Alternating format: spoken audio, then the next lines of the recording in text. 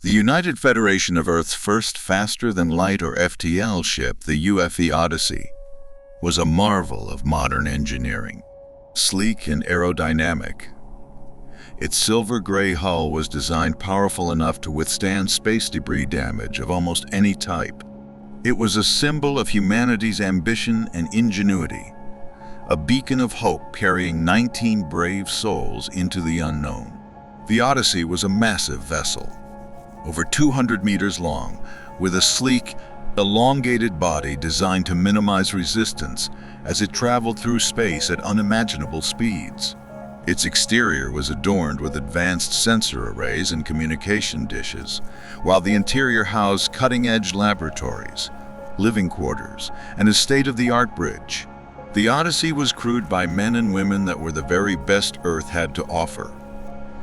The executive crew members were Captain Alexander Drake. He was the steadfast and experienced leader of the Odyssey. First Officer Sarah Thompson, the analytical and resourceful second in command. Navigator Ethan Rhodes, the young and brilliant navigator with an impeccable sense of direction. Engineer Maria Lopez, the ingenious mind behind the ship's maintenance and repair. Scientist Dr. Emily Carter, the curious and knowledgeable scientist leading the mission's research. Medical Officer Dr. James Patel, the calm and collected physician ensuring the crew's health. Communications Officer Lily Zhang, the eloquent and skilled communicator. Security Chief Marcus Reed, the strong and vigilant protector of the crew. Pilot Daniel Danny Hughes, the daring and skilled pilot of the Odyssey. Cook and Morale Officer Jenna Smith, the heartwarming and talented chef. Botanist Dr. Ava Blake, the nurturing caretaker of the ship's greenhouse. Physicist Dr. Alan Turner, the theoretical physicist with a deep understanding of FTL travel. And the many other brave men and women who made up the rest of the Odyssey's crew. As the Odyssey made her journey and traveled 100 light-years from Earth, the crew was filled with excitement and anticipation. They were on the brink of discovering a new solar system, potentially harboring life forms similar to humans. The prospect of making contact with another human-like species was thrilling, and the crew's spirits were high. The Odyssey approached the new solar system, its sensors picking up faint signs of life on a distant planet that had an atmosphere almost identical to Earth's. The crew's excitement reached a fever pitch as they prepared to make contact. However, their joy quickly turned to confusion and fear as a massive shadow loomed over their ship. Out of nowhere, an enormous alien ship appeared, dwarfing the Odyssey. The alien vessel was the size of a small moon, and it had a menacing, threatening appearance. This massive alien ship was equipped with advanced stealth technology which made it undetectable to the Odyssey's instruments. Its surface was covered in intricate patterns of glowing lights, pulsating with an eerie rhythm. Before the crew could react, a powerful tractor beam enveloped the Odyssey, rendering their systems useless. Alarms blared and the crew scrambled to regain control, but it was pointless. The Odyssey was helplessly drawn into the alien ship, all power and communications cut off. The Odyssey shuddered as it was pulled into the belly of the alien ship. The crew felt a sense of dread, their fear palpable as they were engulfed in darkness. The massive doors of the alien ship closed behind them, and the tractor beam released its grip. After what felt like an eternity, the ship's systems began to flicker back to life. The crew cautiously exited the Odyssey, finding themselves in a vast hangar bay surrounded by sleek alien machinery and towering structures. The air was thick with an unfamiliar scent, and the low hum of alien technology reverberated through the space. A group of aliens approached, their appearance both fascinating and unsettling.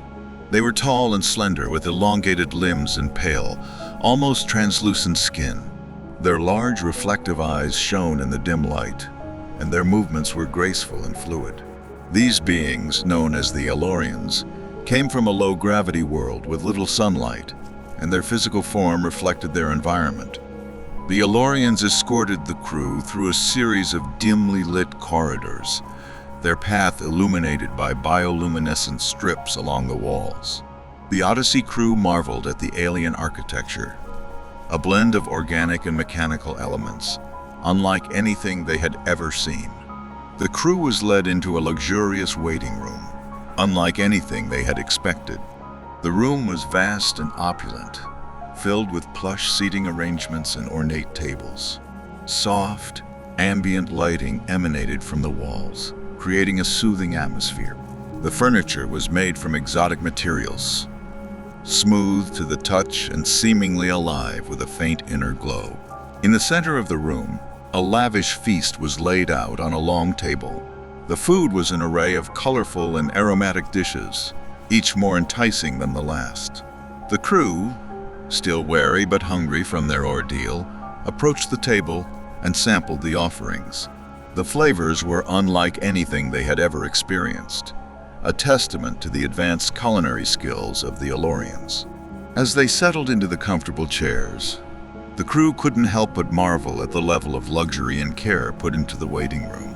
The walls were adorned with intricate tapestries depicting alien landscapes, and the air was filled with a calming, almost hypnotic fragrance.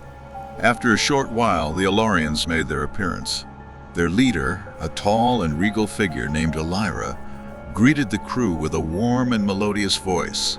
She invited them to sit and began to explain the purpose of their encounter. Elira revealed that eons ago, during the early stages of human evolution, the Elorians had chosen Homo sapiens for a grand experiment. They had genetically modified humans and seeded them across a dozen different Earth-like worlds. Each seed planet was at a different stage of development, and Earth had progressed the fastest. The primary purpose of these modifications was to prepare humans to be the defenders of the galaxy. Elira explained that humans were stronger, faster, and more intelligent than any other species in the known galaxy, and their rapid development had surpassed the Elorians' expectations. The crew listened in awe, their understanding of humanity's place in the universe fundamentally altered. Elira also informed them that as they spoke, their home planet, Earth, was being contacted and welcomed into the galactic community. The crew's mission had taken on a new significance, and they felt a sense of pride and responsibility. The Odyssey crew was given a tour of the alien ship, witnessing the incredible advancements of the Elorian civilization. They visited laboratories, recreational areas, and vast gardens, all bathed in the soft, ambient light that was characteristic of the Elorian world. Elira explained that the galactic community was a vast network of intelligent species, each contributing to the collective knowledge and defense of the galaxy. The crew was introduced to representatives from other species, each unique and fascinating in their own right. The Elorians shared their advanced technology and knowledge with the crew, offering to help humanity accelerate its development and secure its place among the stars. The crew's sense of wonder and excitement was tempered by the realization of the immense responsibility that lay ahead. As the crew continued their tour, Elira took them aside and warned them about the strict non-interference policy. They were not allowed to interfere with the development of the other seed planets. Each world had to progress at its own pace, free from external influence. This revelation weighed heavily on the crew. They understood the importance of the policy, but couldn't help but feel a sense of duty to help their fellow humans on other planets. The dilemma was a moral and ethical challenge that would test their resolve. After their enlightening and transformative experience, the Odyssey crew was escorted back to their ship. The Elorians provided them with advanced technology and resources to aid their journey back to Earth. They also gave the crew a communication device to stay in contact with the galactic community. As the Odyssey departed from the alien ship, the crew reflected on their incredible journey. They were no longer just explorers.